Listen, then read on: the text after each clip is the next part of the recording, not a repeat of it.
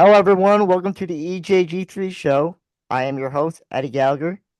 I am joined by Ryan Walsho. Ryan, welcome to the show. Thanks, Ed. Happy to be here. Thanks for having me.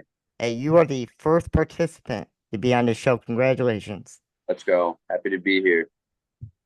Okay, so let's start off talking about the Thursday night game. The Rams won 12-6. Um, let's start off with the Devondre Campbell issue. So he left the game in the third quarter. Um, he was supposed to replace starting linebacker Trey Greenlaw, who needed some snaps off due to some injury, but I guess Campbell didn't want to go back in the game, and he had a towel on his head and walked in the locker room. Right. I mean, And I guess if Kyle Shannon said that he didn't want to play today. I guess in his post game. What do you make of that? Of him leaving the field? yeah, you're out here, you're getting paid to play football. All these guys get paid a lot of money to go out there, play football, play for their team. I think what George Kittle said in his post-game conference that that's just something that he's never seen and that you can't really do that. Um, it's unheard of. No one's ever done that before since, Vontae Davis retired at halftime. It's kind of a similar thing. I wouldn't be surprised if there's more repercussions because you don't really want someone like that on your team. It kind of kills team morale, brings the team down. And, the 49ers, they're already fighting. They're at this point, 6-8. I mean, you have to win out to win the division. Probably need some help right now. I'm not sure who still has to play who in that division, but they have to win out. They need to pull something together if they want to make a late season run for those playoffs. Yeah, when I saw that, my first thought, oh wow, what a selfish player. This was a all pro. I get that the team's not doing well, struggling, but a lot of times these players, even if they get benched, they're always on the sideline. I just thought that was very, very selfish of Campbell. And the 49ers do intend to release him. Do you think that's a good thing?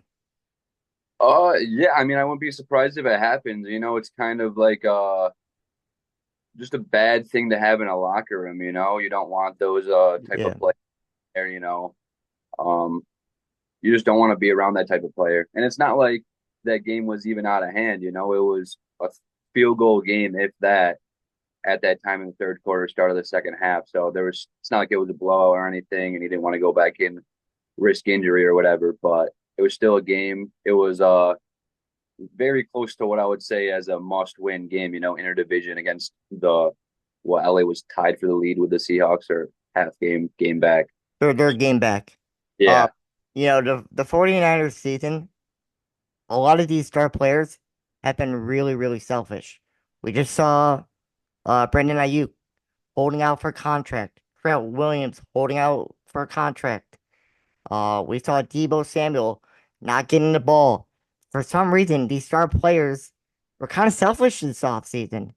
And, when there's a lot of noise in the offseason, a lot of times teams they go down the drain. They don't do well. right. That does And happen. I just think that's the story of the 49ers season. Not only drama, but also injuries.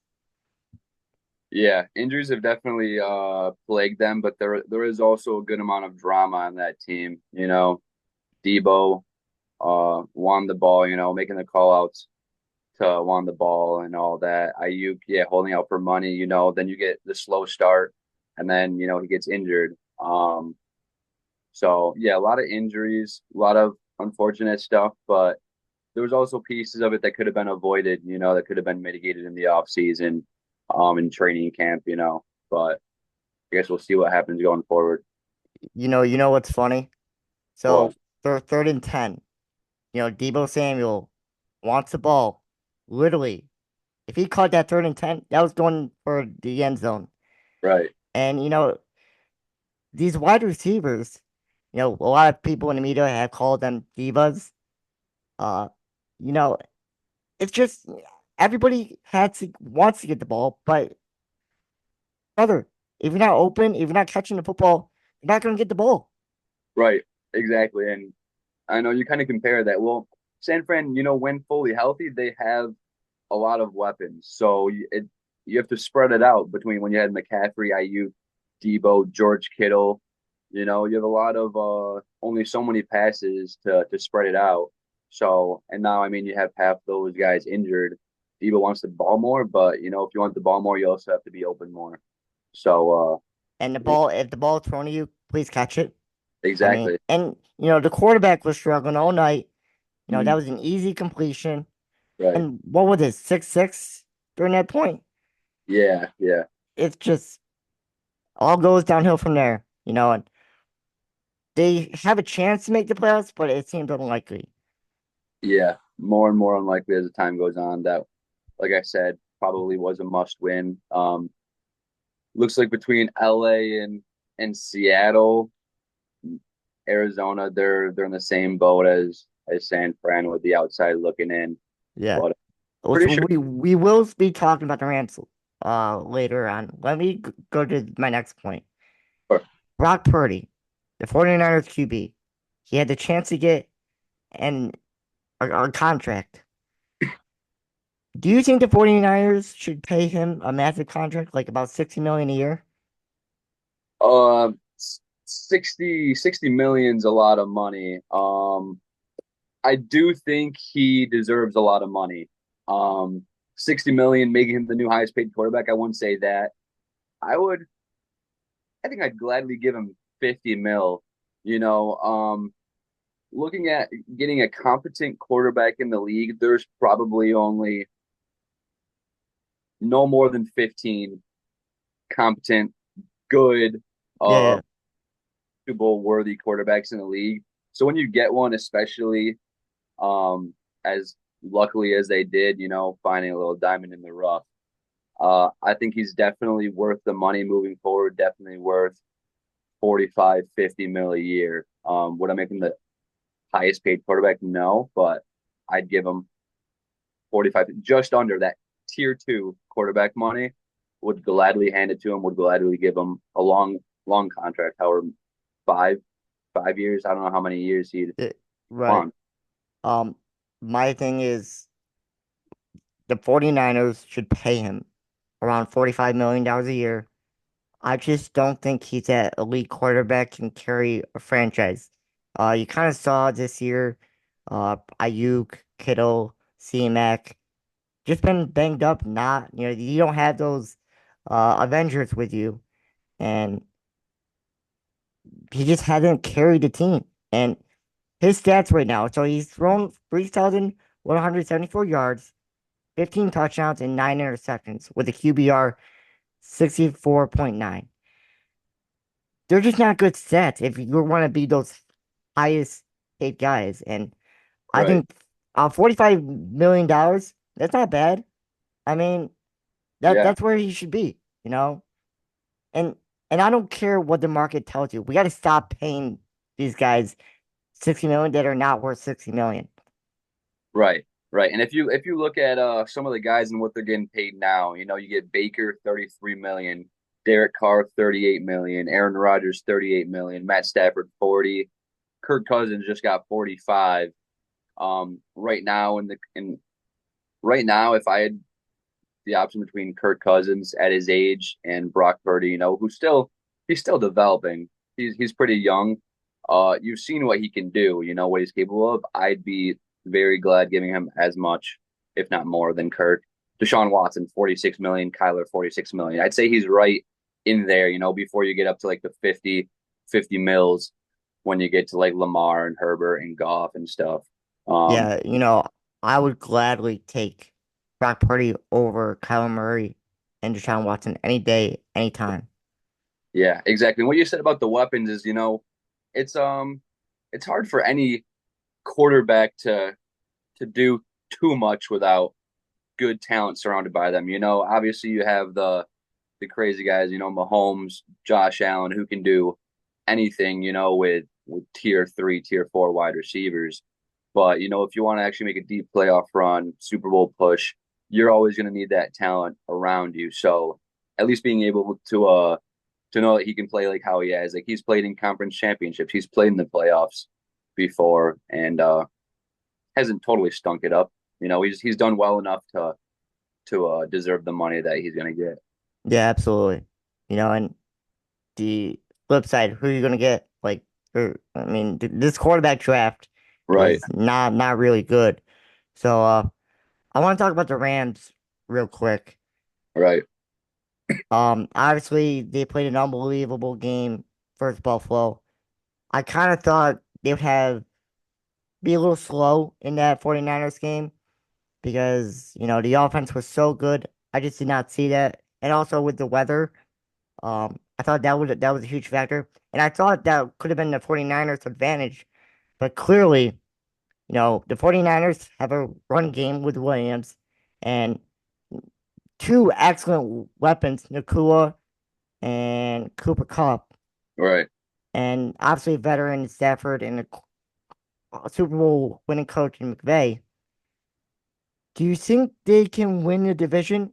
Here are the remaining games: at the Jets, home against Arizona, and home versus Seattle. Now, Seattle's remaining schedule is home versus Green Bay, home versus Vikings, at Bears, and at Rams. Yeah. Hmm. Just based off purely schedule and difficulty of schedule, it feels like the Rams have a better situation right now. They don't have to play the Packers, they don't have to play the Vikings, and they have a Week 18 matchup against each other. So you go take care of business with the games in front of you, which are all winnable games. Then you have Week 18 to either solidify that, or if you do your job before, then Week 18 might not even matter. They might already have the division locked up by then. So I'm gonna go with the Rams. Seattle is good. I know Kenneth Walker's out last game. He's gonna be out again this week too. And they don't look bad without a Charbonnet. He's been stepping up.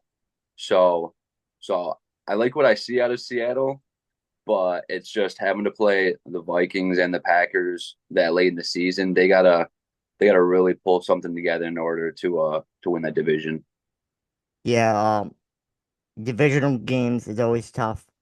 Right. But if you're talking about strength of schedule, I do like the Rams to win that division.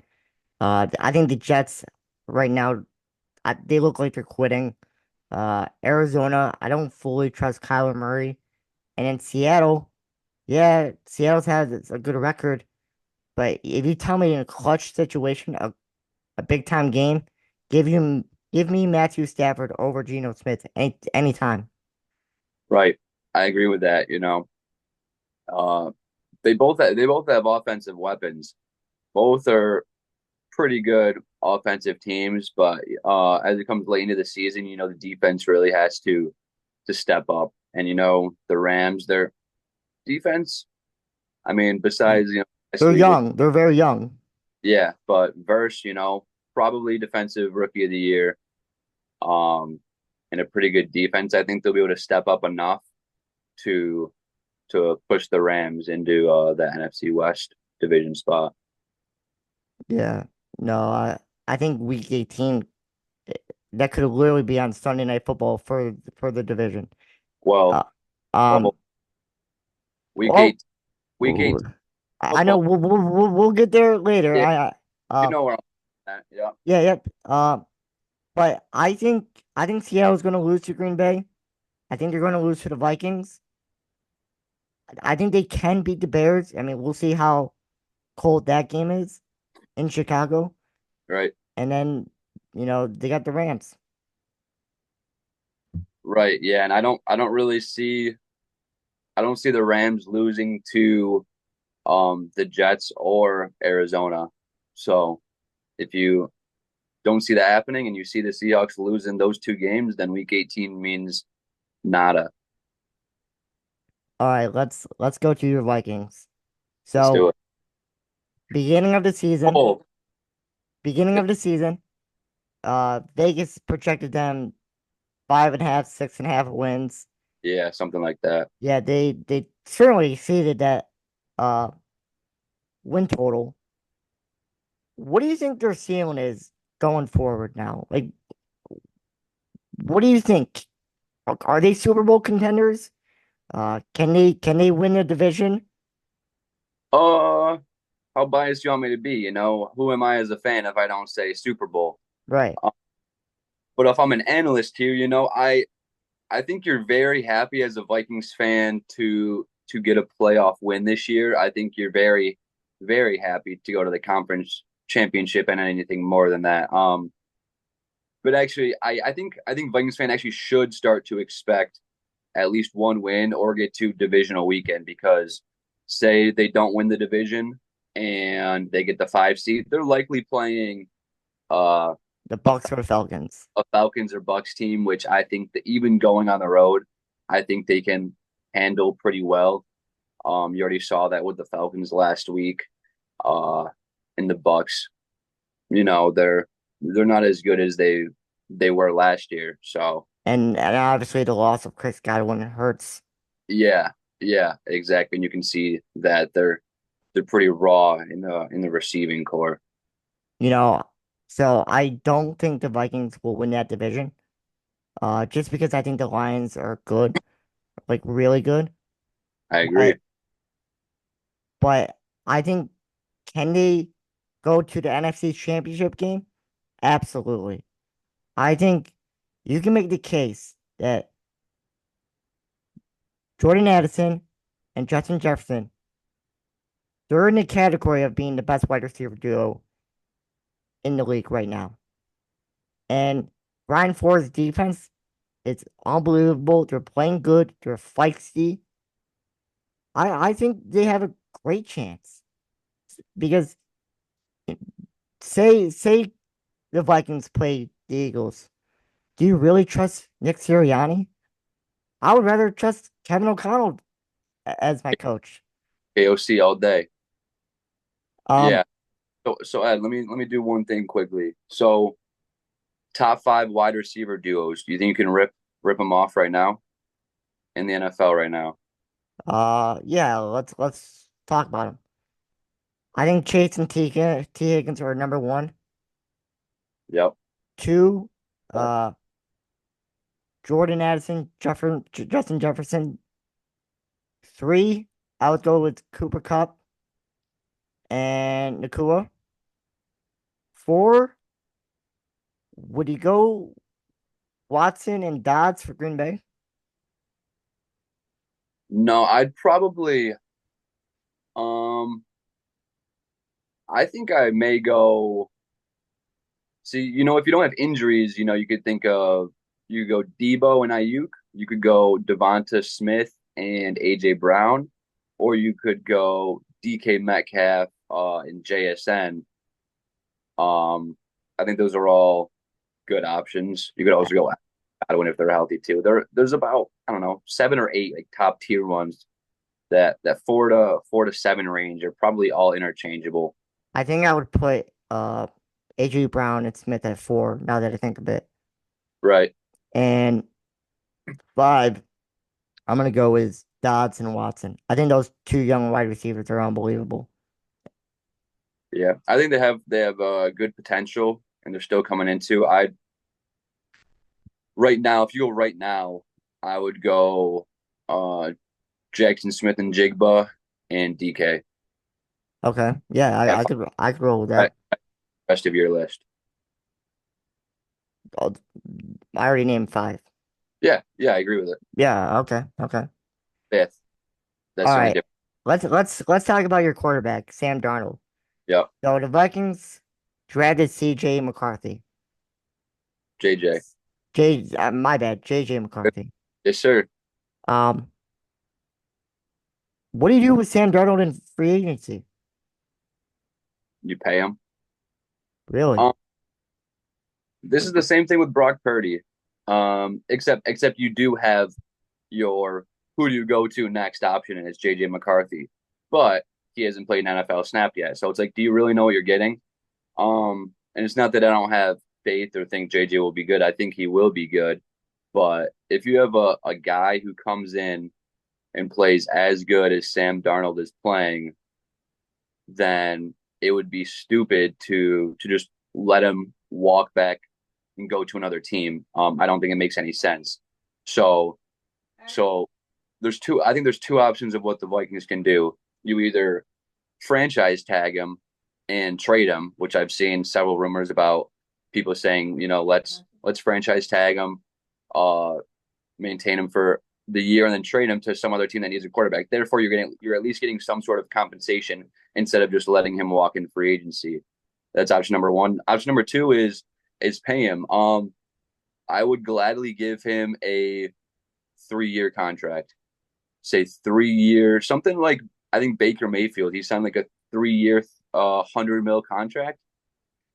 In an instant, I would say, yeah, 3 years, 100 mil, and say he plays 1 to 2 of them. Let JJ get that experience. Um, he can pull the Jordan Love uh effect. Come in, sit, learn for a couple of years, and then when you come into the league, you're actually a little more quarterback ready as opposed to some of the rookies that just get thrown out there. Bryce Young when he first started, not that good. Caleb Williams hasn't fully came into it. It takes quarterbacks a couple years to develop, and right now in the NFL, they're just not giving them enough time to fully develop. So I ultimately I'd pay him, let JJ get experience, and then JJ's next up. Eh, I do agree. Sam Darnold should stay with the Vikings. And also, JJ got a second surgery on that knee. So we already know JJ is pretty injury prone, you know, and Sam Darnold's playing unbelievable. I mean, he has a good arm, he has good size, and Yeah, he's mobile when he wants to be. yeah. He's been surprisingly mobile this year. Also very, very accurate on his passes. Um, Ed, you mind if I do a blind QB comparison with you? Go for it. All right. So this is quarterback A. All right. 69% completion percentage, 3,300 yards, 28 passing touchdowns, 10 picks for a total rating of 109. All right. That's quarterback A. Quarterback B has a 64% completion percentage, 3,000 yards, 23 passing touchdowns, and 5 picks for a rating of 101. And that's quarterback B. Which one would you take? All right, so Who A, these are? I would take A. Hmm. And I know A is Sam Darnold. A is Sam Darnold. Do you know who QBB is? I'm gonna go with Russell Wilson. No, it's your boy, Josh Allen. Really? Yeah. So, What are his stats right now? 3,000 passing yards, 64% completion percentage, 23 passing touchdowns, 5 picks. This obviously doesn't take rushing into account because Right. it does have 9 rushing touchdowns, but Sam Darnold still has 200 rushing yards to Allen's 400. Allen did have almost 100 last game, so I was surprised when I saw that Darnold has 200 yards on the year rushing. That showed he is able to get out of the pocket and run for the first downs when he has to and play Yeah, football. no, I mean obviously you would rather take Josh Allen, but Sam Darnold's playing unbelievable this year. I give the Yeah. man credit, you know. Um, hey, why isn't Ken O'Connell being considered coach of the year? I think he should be the leading candidate. Um, he's not being considered coach of the year because there's a man by the name of Dan Campbell, and that's the sole reason. I looked at it last night, and KOC is number two. Second for coach of the year would be behind Dan Campbell. If something crazy happens and the Vikings, it does come down to week 18 Vikings Lions, and it's for the division, and the Vikings win, it's got to be Kevin O'Connell for coach of the year. One, and two, I speaking of week 18, I hope that's what it comes down to. If I'm pretty sure it's as simple as if Bills beat the Lions this week, and then both teams win the rest of the way. week 18 is for the division. Well, it's one game back. So I mean, even if you guys win out, you guys could still win the division. Um, It yeah, come down to at that point in week 18, which I don't know who has that tiebreaker right now, or if the Vikings win, what it goes to. But yeah, yeah. I thought coming in the year that NFC North was the best division. Um, because I didn't really trust the AFC North because Steelers. I didn't think they were going to be good. Um, and just the offense in the NFC North is ridiculous. Um, so yeah, it's going to come down to the end. And if not, I still think the Vikings can win the NFC because you have a good coach, you have weapons, and you have good defense. right. Yeah, and that's what it takes, especially in the playoffs. It takes a good defense and a good coach. That's always what it seems to come down to. And I'd give Vikings for sure top five defense, um, top 10, if not top five coach right now. So I think they have what it takes to push it along and make a run. I think even if you don't win the division, you are sitting at a likely divisional game in Ford Field. And being a divisional game, anything can happen, any divisional game, but especially the NFC North. I'm always scared of the Vikings playing the Bears because, it's in the division. It doesn't matter who it is. Um, they always anyone can win. So I'd be excited if the Vikings met up with the Lions for a third time in the playoffs. Yeah. Should Brian Flores, your defense coordinator, do you think he deserves to be a head coach next year? Uh, yeah, but I hope not. I'd like to keep him, be a little selfish, keep him to our team. What he's done is is crazy with the defense. It's taken a couple of years to kind of fully adjust to his defense. Last year was kind of a letdown with what a normal Vikings uh defense is, but they've done phenomenal. They're top five in sacks. I believe they're number one in interceptions by like 4 or 5 picks. They have 20 interceptions on the year. Byron Murphy has either six or seven of them. Shout out to his white chick celebration last week. Love that. But yeah, their defense is great. Um, what they did in free agency, the new GM Queasy Adolfo Mensa or something, came in the free agency signings of Van Ginkel and Greinert, and they have 20 sacks, account for half of the Vikings sacks combined, and they're just free agency pickups. They're the reasons that our first round draft pick Dallas Turner is barely even playing.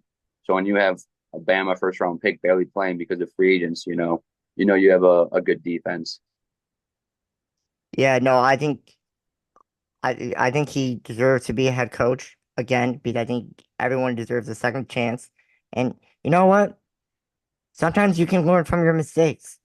And just because Tua didn't like Flores, that doesn't mean other people wouldn't like Flores, I mean, I think he's obviously a great defensive mind. He did really do well with the Dolphins. They were getting closer, but obviously, you know, a lot of these GMs want offensive minds. Mm. So I'm interested if he can get another shot next year. Yeah, I think he'll definitely get looked at. We'll have to see. I think there's a couple of good options for head coaches, but I wouldn't be surprised if the Vikings try to keep him. So Yeah. So speaking of, I just want to talk about the Chicago Bears sure. real quick. I think Caleb Williams has done enough. I think he's a solid player. I just think that organization is a mess. What do you do like for next offseason? Like, do you hire an offensive coach? Do you hire a defense coach? what direction would you go for the Chicago Bears? Because obviously Bill Belichick is off the table. Yeah, that's a good question. I think the Bears are cursed with their coaches, and who they pick. And if you listen to, can I shout out another podcast? Okay, go ahead. Part of my take, Big Cat. Um, Yeah, he says the Bears are cursed from the organization top down. Their owners and their management, they never pick the right head coach, and that's why they fire every single one. They need a coach who's stronger, I guess you want to say, who wants to make decisions, who's not just going to be a puppet and do what the management says. So it's like, who is that? Who are those best options right now? I think you throw out Mike Vrabel. Um, I think he's a good candidate for the job. He is a defensive coach, so I'm not. I see I where mean you're you got Ben Johnson in Detroit, but I'm not sure if he wants to be a head coach. going. I think, Right, right, yeah, and it's like if you're asking purely of what what do the Bears want for Caleb Williams, it's a good option to say yeah they should want an offensive guy because Caleb Williams needs to keep developing. He has shown a lot of signs of being a good quarterback in this league. Um, but he also has some other things, taking too many sacks and trying to make too much out of plays, that you can get away with in college, but in the NFL, it's different. So kind of just coaching up those small things, new offensive looks. They got a good offense. They they have have the weapons. Keenan Allen, DJ Moore, yeah, Roma Dune, Swift at running back. uh Cole Komet. It's like they have a good offense all around. They got to work on the offensive line, but um yeah, it depends on where they want to go. You just need a strong head coach who's going to be able to develop Caleb Williams, and actually, make him a good quarterback that stays there a while. Yeah, absolutely. Um, week 15, we're almost to the playoffs. Hey, this has been a pleasure. You're more than welcome to be back on the show and to talk about the Vikings in the playoffs. I appreciate that. We should do it again sometimes. Maybe we can Hey, hey, you come. were you were the first one to contact me, and you Back congratulated me, and thank you for that, and thank you for being a fan of the show. for sure. A big fan. I also like your picks. You ever talk about your picks on this show, or is that more of a I do sometimes, but I'm about 500, but a lot of underdogs this year, a lot of underdogs. yeah, yeah? That's what happens. You got to fade the public. You got to always Uh, be dogs. I know, So, but yeah, I appreciate you having me on. Skull Vikings make a run, and we'll see what happens. absolutely. All right, fellas, this is the EJG3 show. We are wrapping up. See you soon. Peace out. See ya.